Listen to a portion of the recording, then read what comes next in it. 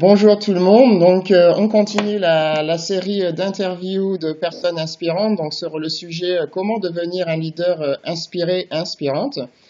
Aujourd'hui, on a la chance d'être en interview, d'échanger avec une femme d'affaires du Québec, donc une femme du pays des Caribous, donc de l'autre côté de l'Atlantique, donc qui s'appelle Jen Gagnon. Donc Jen a une activité très très très riche puisqu'elle est auteure. Donc tous les jours, elle publie notamment sur Facebook des textes inspirants sur le thème comment s'aimer, comment mieux vivre sa vie. Elle est aussi auteure de 2 livres, dont son premier est un best-seller qui est Apprendre à s'aimer un jour à la fois. Donc un super livre où vous pouvez retrouver des aiguillages sur la vie, des petites anecdotes. Un deuxième livre qui a été publié il y a quelques semaines qui est À moi de moi. Ouais. Jen est aussi coach, consultante. Elle a créé sa propre société qui est Consultation for Action. Donc depuis 28 ans, elle est consultante, coach auprès des entreprises, donc notamment 500 entreprises de 2000 personnes qu'elle a accompagnées depuis 28 ans. Et aussi, elle est conférencière, puisqu'elle fait des conférences en Europe et aussi au Canada. Bonjour Jeanne. Bonjour Rémi, comment vas-tu? Très bien, et toi? Ça va bien, merci. Donc voilà, est-ce que tu peux nous en dire un peu plus parce que ce que j'ai dit sur la présentation courte que j'ai pu faire sur toi? Mais c'était déjà bien étoffé. En effet, j'ai une entreprise qui s'occupe d'accompagner les leaders, les propriétaires d'entreprises, les présidents à rendre leurs employés plus heureux dans le cadre de leur travail. Je fais ça depuis 1988 déjà, ce qui trahit un peu mon âge, malheureusement. Et au fil de ça, évidemment, j'ai fait beaucoup de formations. J'ai donné beaucoup de formations dans les entreprises. J'ai fait beaucoup d'interventions, beaucoup de coaching, d'accompagnement, autant pour les managers que pour les employés. Et puis évidemment, le goût d'écrire qui est présent chez moi depuis l'âge de 6 ans. Wow. J'ai fini par accoucher de mon livre il y a un an et demi déjà, et du premier livre, en tout le moins. Et comme tu disais, j'écris tous les jours sur Facebook, sur ma page d'auteur, et voilà, je donne des conférences. Bon, évidemment, j'arrive d'une tournée en Europe, et à ce temps-ci de l'année, l'an dernier, j'étais en Polynésie française. Il y a pire, comme métier. Et voilà, il y a une réception extraordinaire partout où je vais.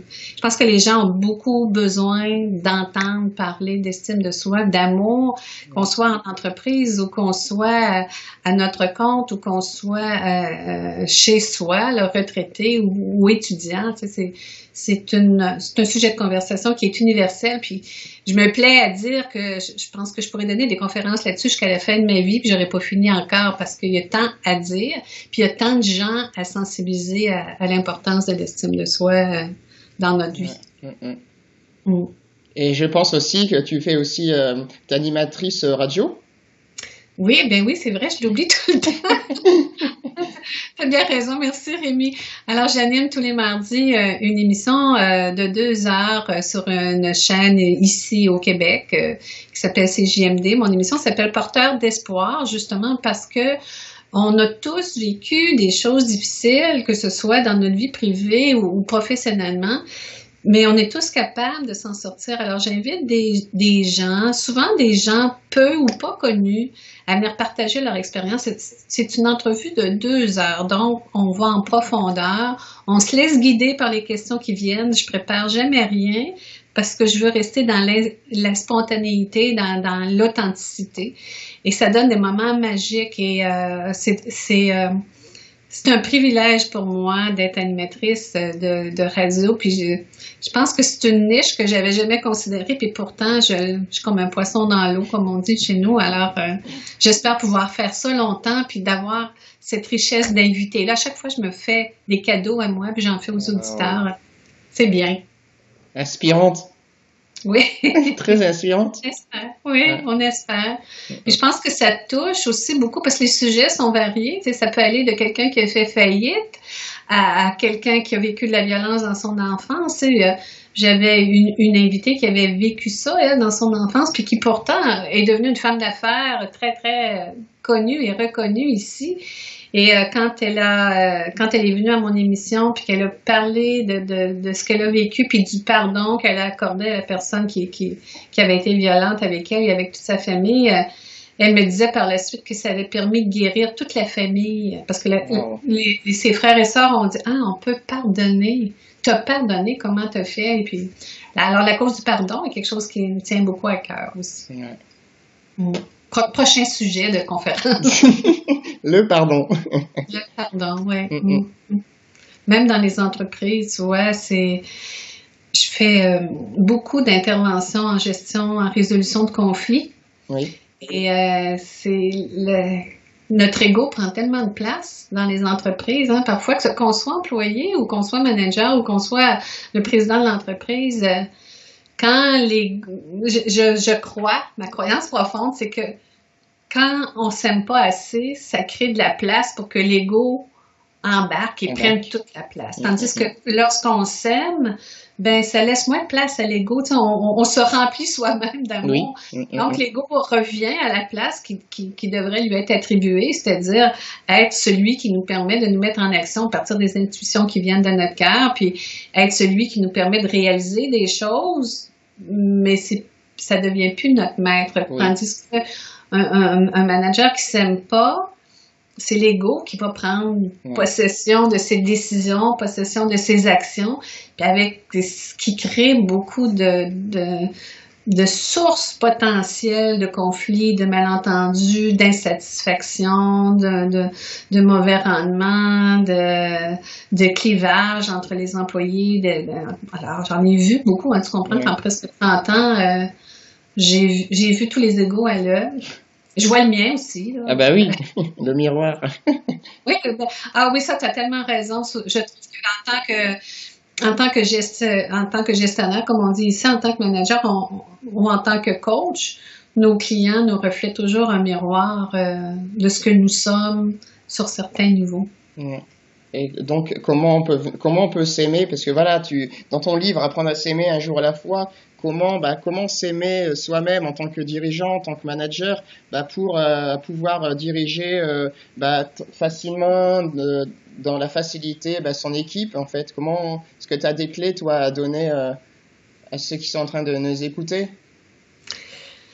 Est-ce que j'ai des conseils à donner? Je sais pas, mais je pense on peut lancer plusieurs pistes, mais je dirais que la chose principale pour un leader, c'est quoi mon intention? Oui. Quelle intention que j'ai? Est-ce que je veux faire de l'argent ou est-ce que je veux avoir une entreprise prospère? Est-ce que je veux léguer mon entreprise à mes descendants, à mes enfants? Est-ce que je veux avoir une équipe de travail qui soit heureuse et fonctionnelle puis qu'on s'amuse? Est-ce que j'ai le goût de me lever le matin puis de dire, aujourd'hui, mon intention, c'est de faire en sorte qu'on ait du plaisir au travail. Tu sais, on va faire quelque chose de différent aujourd'hui. On va sortir de notre zone de confort. Puis ça peut être correct aussi de dire, moi, mon intention en partant mon entreprise ou en gérant cette entreprise-là, c'est de faire de l'argent. Mais c'est sûr qu'à ce moment-là, il faudrait peut-être aller voir pourquoi je veux faire de l'argent. Est-ce que c'est pour avoir de la reconnaissance sociale? Tu sais, tout part de l'intention. Oui. Hein, quand je donne des conférences, avant, quand j'arrive sur la scène, là, je prends le micro, puis je dis pas un mot, puis je regarde tout le monde, puis je leur envoie plein d'amour parce que mon intention, c'est qu'ils se sentent aimés puis qu'ils aient des trucs pour s'aimer. Tu sais. Mais si j'arrive là en disant moi je détiens les connaissances et voici ce que vous devez faire, ça marchera pas. Ça marche pas. C'est pas l'objectif, c'est pas mon intention. Oui. Donc les leaders, c'est ça qui doivent. Il faut qu'ils la trouvent leur intention. Tu sais, je pense à un de mes clients entre autres. Lui, son intention de départ, c'était de prouver à son père qu'il était pas un bon à rien puis qu'il était capable d'arriver. Mais tu sais, son élan est devenu tellement grand qu'aujourd'hui, il gère une boîte qui a plusieurs succursales un peu partout ici au Québec. Mais aujourd'hui, il est obligé de remettre en question ça. Parce que là, il l'a prouvé là, à son père, qui Oui. n'était pas un rien, puis qui pouvait arriver. Puis aujourd'hui, c'est drôle parce qu'il a besoin d'aide pour dire, OK, qu'est-ce que je veux faire Oui. maintenant? C'est devenu tellement gros que j'ai plus de plaisir parce que c'est beaucoup de choses à gérer. Oui, mais c'est quoi ton intention? Puis je pense qu'on est beaucoup de personnes animées par le désir d'être heureux dans notre travail. Oui, oui. Puis ça prend quoi? Tu sais, ce que ça me prend à moi pour être heureux, c'est peut-être pas la même chose que ça prend Rémi ou que ça prend à ceux qui nous écoutent en ce moment. Tu sais, moi, j'ai besoin d'avoir du plaisir. Oui. J'ai besoin que ça soit le fun, comme on dit chez nous. C'est ça, tu sais, qu'on rit, puis que ce soit simple, puis que ce soit authentique. Puis quand c'est trop sérieux, j'ai moins de plaisir, tu sais. Écoute, je vais travailler parfois avec des congrégations religieuses, voyons, je donne des parles. Et on peut s'attendre à ce que ce soit, tu sais, très, très sérieux. Mais non, moi, j'ai réussi à avoir du plaisir avec elle et on rit, là. Tu sais, on a beaucoup de joie à être ensemble. Alors, avec un président d'entreprise, c'est la même chose, tu sais. Mais il y en a qui n'ont pas cette notion du plaisir-là. Puis il faut être sérieux. Oui. Après, c'est peut-être le conditionnement familial, religieux, l'éducation qui joue en fait. Comme tu disais, la reconnaissance. Est-ce que mes parents, je dois être meilleur que mes parents parce qu'ils m'ont pas aimé, parce que voilà, ils disaient que j'étais un bon à rien, tout ça. Donc il y a tout ça. Et du coup, c'est se faire aimer. On arrive toujours au même sujet, c'est se faire aimer. Oui, parce que souvent l'intention de départ, c'est pas toujours le cas, mais souvent l'intention de départ quand on se part en affaires, c'est le besoin de se prouver, puis peut-être de prouver à papa, à maman ou aux frères et sœurs, tu sais, si on est l'enfant du milieu, on a beaucoup besoin de faire de choses, entre autres, pour prouver qu'on existe.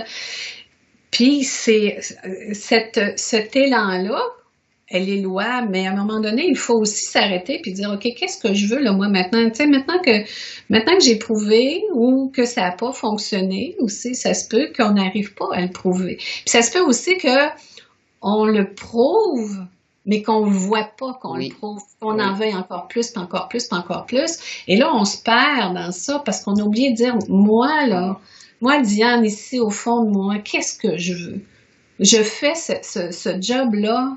Pourquoi? Qu'est-ce que ça m'apporte? Puis en même temps, j'aurais le goût de dire, tu sais, tout ce qu'on vit dans un environnement de travail, les choses difficiles comme les choses agréables, les choses difficiles ont aussi un cadeau, tout comme les choses agréables. Tu sais, je sais pas moi, une réduction d'effectifs ou même une faillite, il y a un cadeau. Tu sais, je coachais quelqu'un ce matin qui me disait que son mari avait fait faillite cet hiver.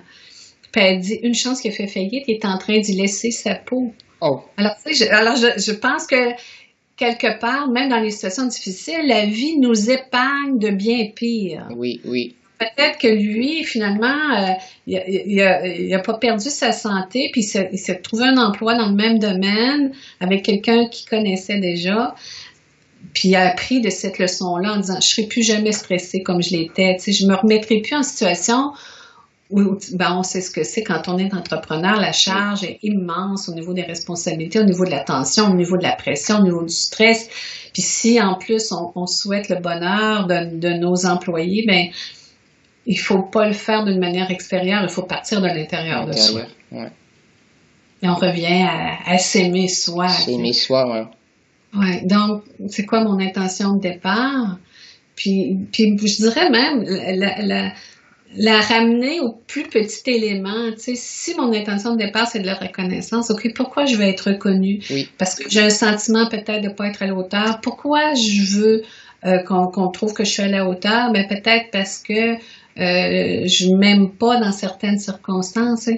Puis en allant chercher la source première de notre motivation, on est aussi en mesure de dire, OK, est-ce que je peux me donner ça, moi? Mm-hmm. Plutôt que d'aller ce qui m'empêche pas de faire ce qu'il faut pour, par exemple, réussir, là, mais comment je peux me donner ça, moi? Si je veux que mes employés soient heureux, qu'est-ce que ça me prend, moi, pour être heureux? Parce que si je pars de l'extérieur pour aller combler ce que j'imagine que sont les besoins des employés, je risque de me tromper. Oui, oui, oui. Parce que je ne dirais pas de moi, puis en plus, je ne serais pas authentique. Oui.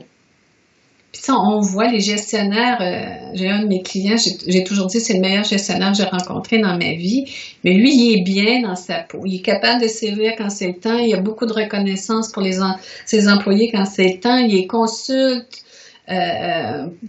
pour être sûr que tout le monde est à sa place, puis il peut avoir aussi ses moments d'impatience, mais il est d'une justesse et d'une justice, je vais faire la distinction, une justesse dans les propos et dans les décisions, puis une justice dans les actions qui fait que il est pas stressé, Oui. il travaille pas dans le vide, il pédale pas comme un malade pour que tout fonctionne à sa manière, puis je pense qu'on peut appliquer dans nos entreprises aussi go with the flow, hein. Oui.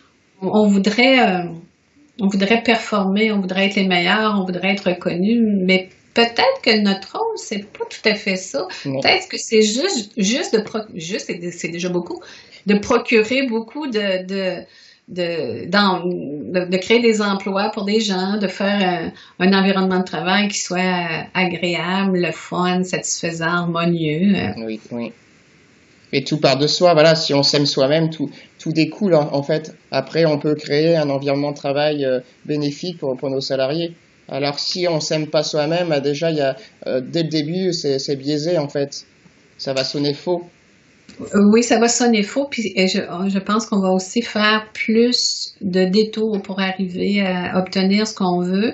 Puis on risque aussi de pas être un leader qui soit aimant pour ses employés. Puis mon Dieu que c'est un mot qui est tabou, l'amour dans les entreprises. Je sais pas chez vous, là, mais ici, là, on commence à peine à en parler. Tu sais, aimer ses employés,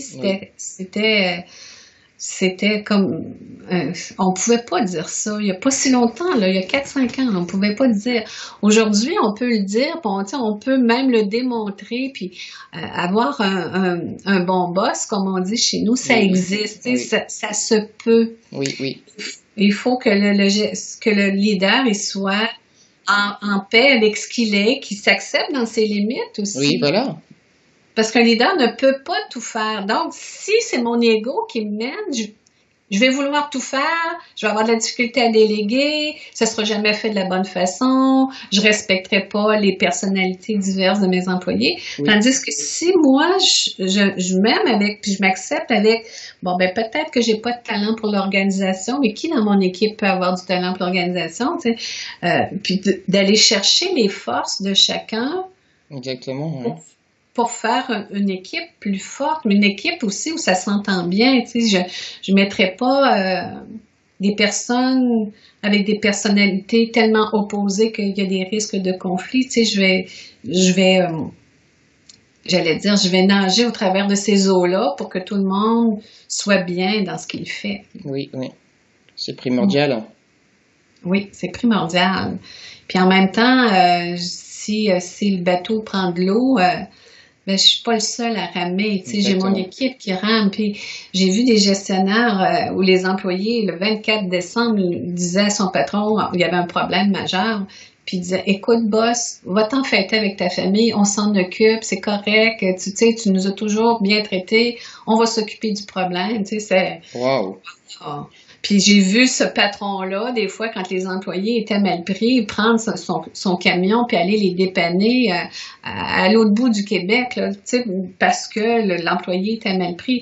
Tu sais, c'est pas juste du donnant, parce que ça se calcule pas, mais c'est de la générosité de cœur qui vient de l'amour de soi puis de l'amour de l'autre. Tu sais.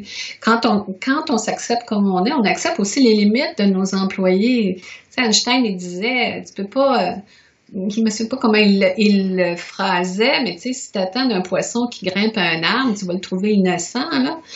Mais, tu sais, faut demander à nos employés ce qu'ils sont capables de nous donner, puis faire avec les forces, puis les limites de chacun. Exactement. Donc le rôle aussi du manager, du leader, c'est de détecter les talents de chacun. Oui. C'est ça. Les talents, puis en même temps, peut-être d'offrir à un employé qui connaît certaines difficultés, tu sais, du coaching, de l'accompagnement, de la formation, puis pas nécessairement pour le promouvoir, mais pour que l'employé ait une meilleure estime de lui-même. C'est un employé, par exemple, vous changez un système informatique, ce qui est l'exemple le plus simple et le plus courant. Puis certains employés, si vous étiez sur PC, vous passez au Mac, il y en a qui sont pas capables de faire ce transfert-là, mais peut-être que cet employé-là en a pas besoin tant que ça, mais si on veut qu'il se sente bien, ben on va l'outiller de manière à ce que les quelques fois qu'il aura à travailler avec, ben qu'il soit confortable, puis qu'il n'y ait pas des expériences tellement négatives avec ça que son estime de soi se démolisse ou se dégrade à vue d'œil. Oui, oui. Et puis après, ça lui permet aussi d'avoir un équilibre entre sa vie personnelle et sa vie professionnelle. Ouais. Surtout actuellement, je pense, là il y a le mot nouvelle génération, la génération X, Y, Z, où on demande d'avoir un équilibre vie personnelle, vie professionnelle. Donc en fait, on cherche à avoir une qualité de vie bonne en fait. Donc l'estime de soi, prendre soin de soi, c'est important. Donc aussi bien dans la vie professionnelle que personnelle. Donc du coup aujourd'hui, il faut que les entreprises prennent ça en compte. Sinon, un jeune va rester quelques semaines en entreprise et va dire « Ok, non, ça c'est pas pour moi, il y a trop de stress, il y a aucune considération, je me sens perdu et voilà, je vais ailleurs. » Ouais. Ici, probablement chez vous aussi, se développent beaucoup d'entreprises, des entreprises évidemment qui ont un nombre un peu plus grand d'employés, là, avec des gyms, là, des salles d'entraînement, avec des tables de billard, avec un traiteur sur l'heure du dîner plutôt qu'une cafétéria avec des sandwichs séchés. Ou avec des passes d'autobus pour faciliter le transport, avec des garderies à l'intérieur, des daycares à l'intérieur de l'entreprise. C'est pour que l'employé se retrouve. Puis j'adore la génération Y qui nous a poussés là à modifier ce qu'on faisait, à modifier nos façons de faire, parce que on dit, puis moi j'ai deux fils, la génération Y. Un de la génération Y, puis l'autre des communications, là, qu'on appelle des Z. Tu sais, qui disaient, on travaillera jamais comme toi, là, nous, là, oublie ça, là, travailler les soirs puis les fins de semaine, ma vie sociale est plus importante, puis, tu sais, puis au début, c'est sûr que ça, voyons, comment ça se fait, je leur ai pas donné l'exemple, mais en fait, ce sont eux qui me donnent l'exemple en disant, équilibre. Équilibre, hein? Oui, puis l'importance pour un leader d'avoir une activité physique régulière, ne serait-ce que pour évacuer la pression, la tension, pour clarifier les idées, la course, le gym, peu importe ce que c'est. Le hockey, moi j'ai des entreprises ici, tu sais, on est des grands amateurs de hockey ici. Beaucoup d'entreprises créent des équipes de hockey à l'intérieur où le président, les employés de haut en bas de la chaîne vont faire équipe, ils vont jouer contre d'autres entreprises, des compétiteurs ou des fournisseurs. T'imagines la qualité, la relation que ça crée? Moi, je trouve ça génial. C'est des initiatives qui méritent d'être soulignées parce qu'un employé qui est avec son patron, qui est avec le président, qui joue au hockey, puis qui se tape des mains quand ils ont compté un but, ça vaut pas mal plus cher qu'une augmentation de salaire. Oh, que oui. Là, tu sais, ça crée une dynamique totalement différente. À condition que le dirigeant, le leader soit dans l'authenticité. Pas qu'il y ait d'arrière-pensée comme aujourd'hui, parce que il y a beaucoup d'entreprises qui mettent en place des services, comme tu disais, des salles de sport, tout ça, mais aussi le management doit aussi changer. Il faut que tout le monde va changer. C'est beau d'avoir une salle de vidéo, une salle de sieste, mais si ça fait une pause de 15-20 minutes dans la journée, mais si on revient au travail avec la boule au ventre, ah non, mais mon manager, il est comme ça, il demande trop et il est pas bien, donc du coup, c'est mettre une rustine au trou et donc le ballon il va toujours se dégonfler. Oui, tu as tout à fait raison. C'est tellement juste ce que tu dis parce que on a eu pendant longtemps les gestionnaires, moi ce que j'entendais le plus souvent comme commentaire de la part des présidents d'entreprise, c'est le sentiment de solitude. Tu sais, de quelle décision je prends, puis tu peux pas aller consulter ton conjoint, ta conjointe, tu peux, là, mais tu sais, je veux dire, faut le vivre dans l'entreprise, tu peux pas consulter un employé non plus. puis tu as des décisions importantes à prendre, puis si tu n'as pas de conseil d'administration, ben tu es tout seul pour la prendre, la décision. Puis aujourd'hui, on se rend compte que les leaders ne veulent plus être seuls, ils veulent partager, ils veulent échanger. Donc, ils se regroupent plus entre eux, puis ils réfléchissent à ce qu'ils veulent implanter dans leur entreprise. Ouais. Puis ça, je trouve ça génial, puis on va le faire, là, toi puis moi, c'est sûr, parce que, tu sais, comment on peut, pas juste être un meilleur leader, mais être une meilleure personne. En aimant mieux mes employés, puis tout ça, tôt ou tard, puis souvent plus tôt que tard, ça crée un rendement, une performance accrue qu'on aurait travaillé fort pour obtenir autrement, puis qu'on n'aurait peut-être pas, ou on n'aurait peut-être pas atteint les mêmes objectifs. Oui, mais en étant dans l'authenticité, dans la réflexion, dans dire, OK, comment on peut changer nos façons de faire, comment on peut être un meilleur leader, puis être plus proche de nos employés, tu sais, moi, ce qui me touche beaucoup, c'est quand je vois des présidents qui descendent dans l'usine, puis qui saluent tout le monde, puis qui les connaissent par leur prénom, puis leur demandent comment ça va, puis le petit dernier, c'est encore la grippe. Et ça, pour moi, là, ça, c'est un bon leader. C'est un super leader. Ouais, lui, il n'a pas besoin de prouver, tu sais, il n'a pas besoin d'imposer son leadership, parce qu'on n'en veut plus de leadership imposé. De toute façon, les jeunes ne nous accordent plus de leadership imposé. Oui, oui. Et il nous accorde le leadership si on est crédible, si on est authentique. Alors, déjà, en partant, ça nous donne deux bonnes pistes. Oui. En étant authentique, en étant à l'écoute aussi, à l'écoute de soi, à l'écoute des autres, qu'est-ce qui est important pour moi, puis demander aux autres, qu'est-ce qui est important pour vous autres, de quoi vous avez besoin dans le cadre de votre travail.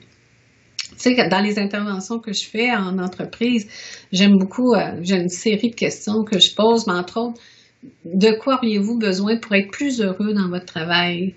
Qu'est-ce qui bloque en ce moment? Puis, tu sais,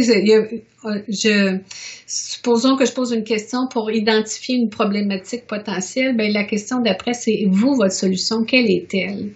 Parce que c'est les gens qui sont là, qui savent le mieux, je pense, qui pourrait être fait pour améliorer les choses. Puis, tu le sais peut-être, tu sais, comme consultant, quand tu arrives dans une entreprise, tu es quasiment perçu comme le sauveur quand tu as des difficultés.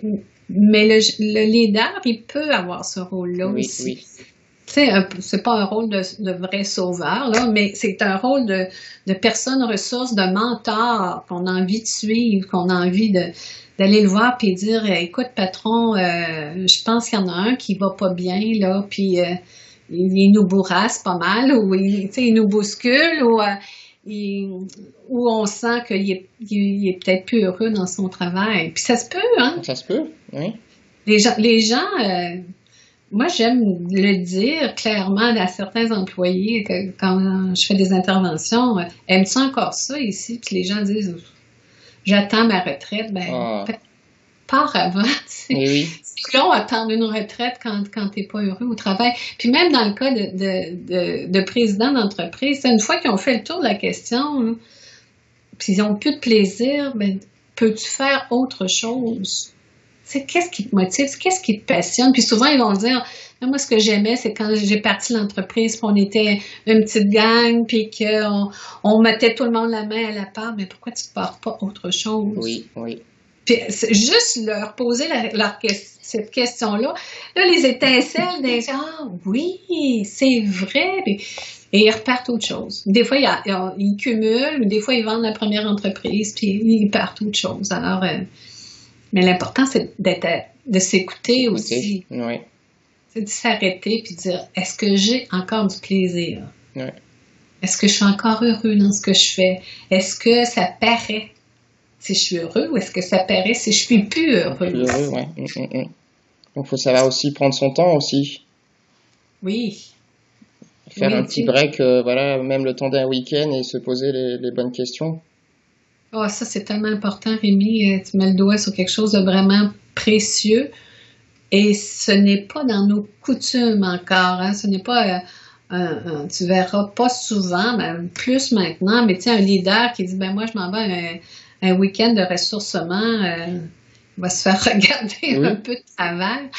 Mais on a besoin de ça comme leader. On a besoin, nous aussi, c'est un peu comme un psychologue qui va aller consulter parce qu'il ne peut pas régler toutes ces choses tout le temps, tout seul. Il a besoin de se valider, puis il a besoin d'être confronté, puis d'être réveillé parfois aussi.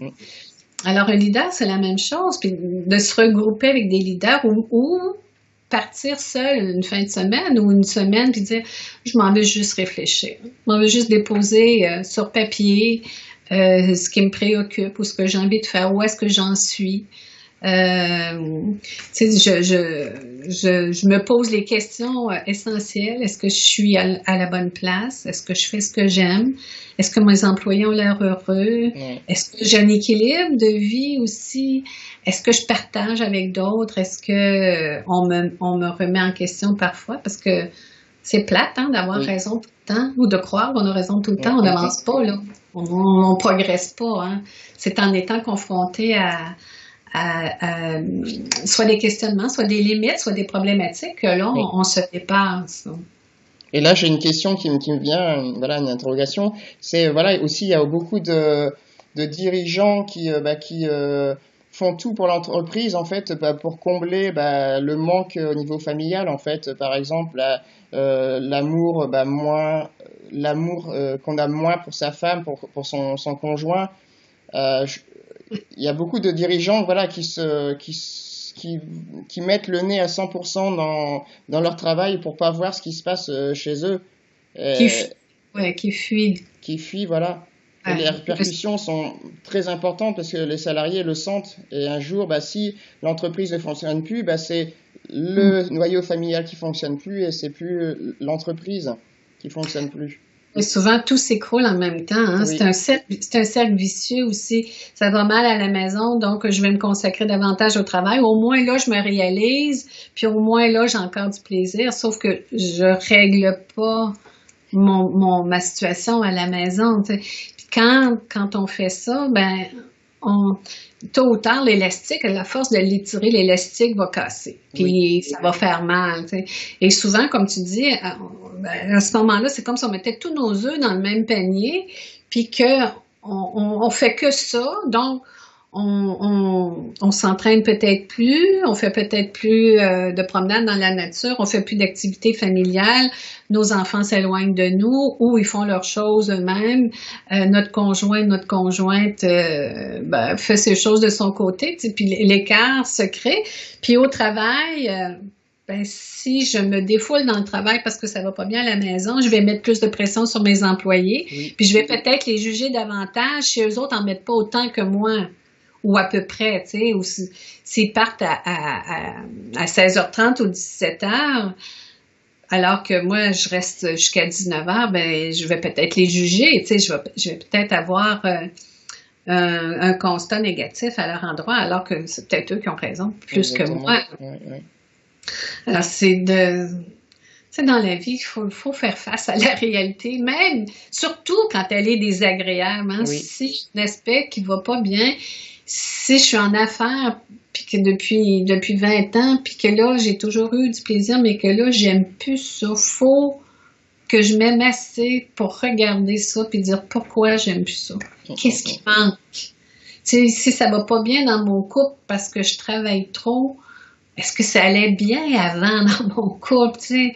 Et qui je suis, moi? Qui je suis devenue comme personne, tu sais? Parce que être un leader et s'impliquer dans son entreprise, ça change une personne, hein, complètement. Tu sais, pas souvent pour le mieux, pas toujours pour le mieux. Tu sais, parfois on devient un tyran envers soi-même parce qu'on s'en demande toujours plus. On a de l'ambition, et ça peut nous éloigner à la fois de nos employés, de nos proches.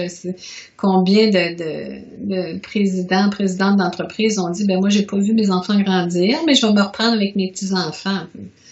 Pour moi, ça me fait mal au cœur quand j'entends ça. Parce qu'on l'a tous fait. Hein?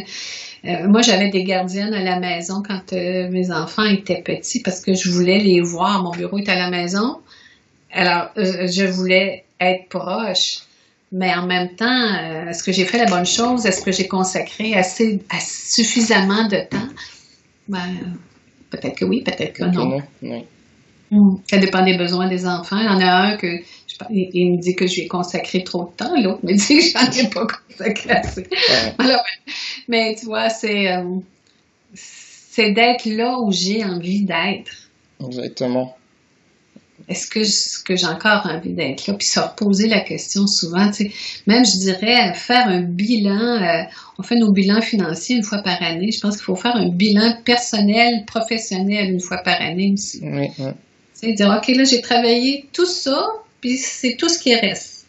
Est-ce que la flamme que j'ai me permet de dire, OK, c'est pas grave, on continue, ou dire, ben, Stop. peut-être que c'est trop d'investissement pour ce que j'ai envie pour ce que ça rapporte, puis ce que j'ai envie de vivre. Oui, oui.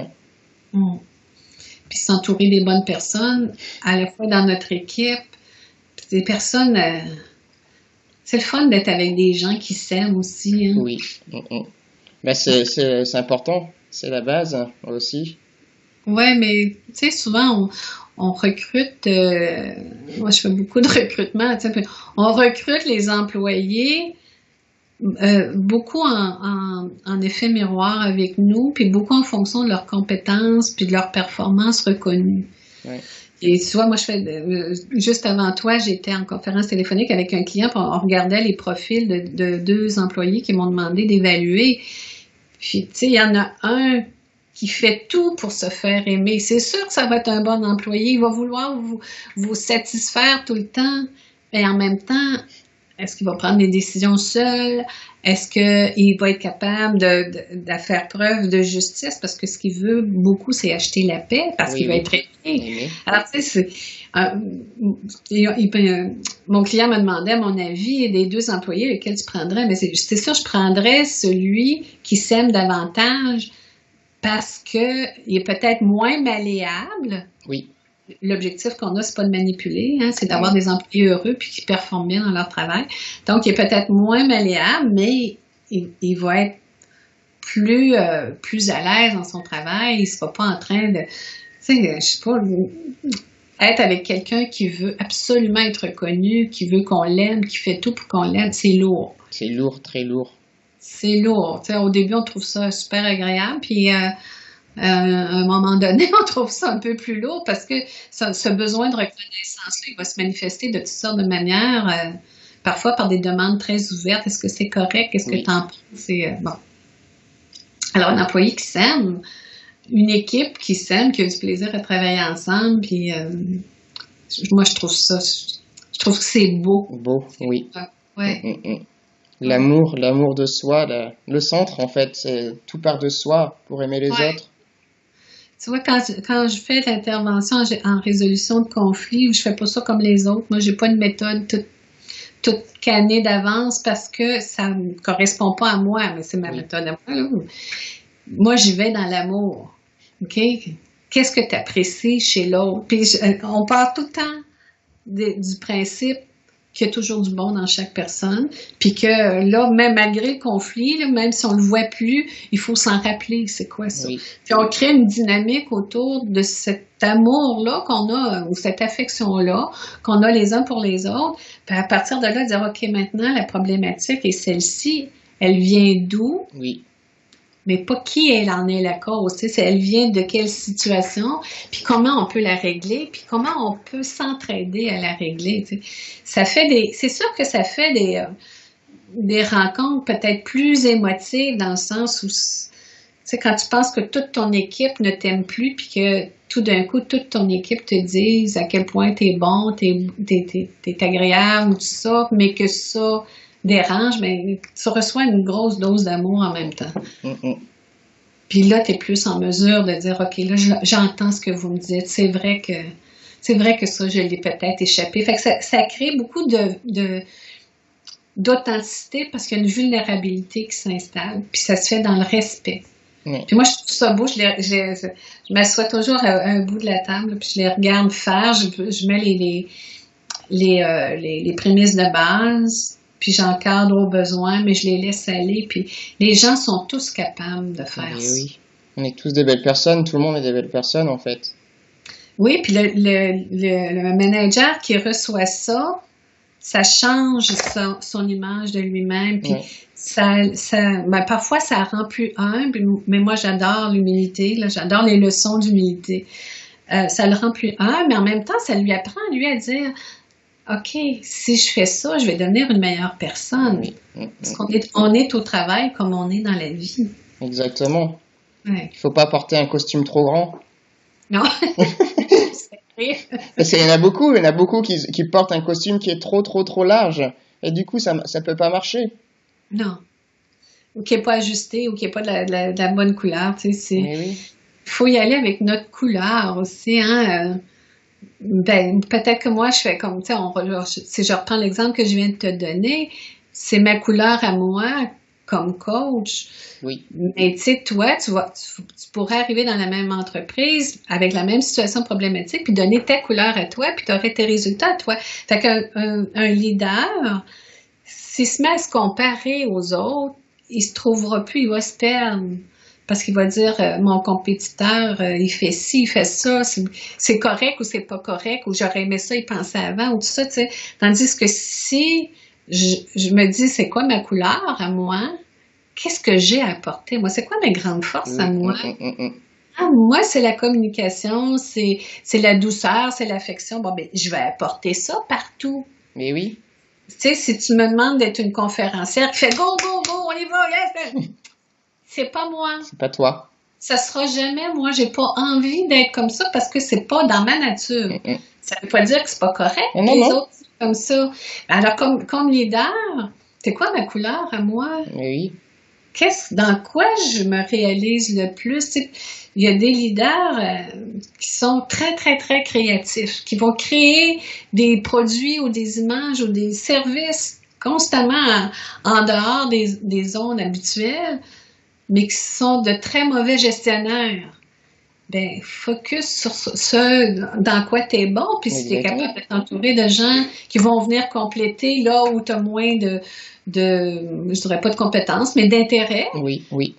Ben, ta couleur à toi, c'est d'amener l'entreprise plus loin. Ta couleur, c'est de faire en sorte que, wow, ça va être le fun pour les employés de suivre cet élan-là. Et la personne sera beaucoup plus reconnue, en fait, parce que sa lumière il va rayonner naturellement, que plutôt jouer un rôle de gestionnaire alors qu'il n'est pas du tout gestionnaire. Un jour, la vie va lui rattraper, il va se faire rattraper par la vie, mais voilà, tu es un très bon créatif, mais par contre, en termes de management, tu es nul. Et là, c'est là que ça risque de dégringoler, parce que les salariés ne disent rien, mais le jour où il y en a un qui commence à parler, un deuxième va parler, et puis du jour au lendemain, tout peut, l'effet vicieux peut se mettre en route. Oui. Puis souvent, on va le voir, tu sais, parfois, il y a des leaders de deuxième ou troisième niveau qui sont pas bien dans leur peau, je dirais, puis qui peuvent être manipulateurs. Hein? Oui. Puis, on sait un peu comment ça fonctionne. C'est un leader qui est manipulateur, par en haut, il va être tellement parfait que ses propres patrons verront pas ce qu'il fait avec l'équipe sous son autorité, t'sais. Jusqu'à ce qu'à un moment donné, là, comme tu viens de le dire, les gens se mettent à dire non, mais ça va plus, là, ça n'a plus de sens, mais ça prend du temps. Mais si moi, je suis un bon leader en haut, là, puis que je suis proche de mes employés, ben je vais le voir quand il y a quelque chose qui va pas. Même si ce n'est pas l'information de première main que j'ai, mais je vais pouvoir aller la chercher. Parce que si mon intention de départ, c'est que ma gang soit heureuse, puis que ce soit agréable de venir travailler, puis que tout le monde, ou à peu près, se lève en disant bon, aujourd'hui, on a une grosse journée, là, on donne un coup tout le monde, là. Ben là, je suis un bon leader. Mais tu sais, si je laisse glisser des choses ou que je refuse de les voir, puis par expérience, un employé un ou plusieurs employés qui viennent dire là, ça va pas, faut écouter ça aussi. Oui, oui. Alors, si je suis dans mon intention, si j'ai ma couleur, si je m'aime, j'aurais pas peur d'intervenir pour dire, bon, lui, il est peut-être très, très utile, là, parce que il compense, je sais pas, certaines de mes faiblesses, mais en même temps, il est en train de détruire tout l'esprit d'équipe qui est super importante pour moi. Ben, je vais avoir tendance à intervenir et à dire, OK, là, tu rentres dans nos valeurs, où tu en sors. Tu sais, mais c'est bon. Voilà. Alors, ça ne nous remet pas en cause. C'est-à-dire, ça nous permet de nous ajuster constamment. Oui. On ne se perd pas de vue, on reste centré. Puis comme tu dis, tu sais, c'est pas juste, j'aime beaucoup ce que tu as dit tout juste avant, là, c'est pas seulement afficher nos couleurs, c'est aussi laisser briller notre lumière. Tu sais, j'adore ça parce que tu sais que moi, ma devise, c'était de raviver la flamme qu'on porte tous à l'intérieur de nous. Tu sais, quand j'étais petite, c'est drôle ce que je vais dire, là, quand j'étais petite, je rêvais d'être la lumière de réverbère dans Le Petit Prince. Je trouvais que c'était un job extraordinaire.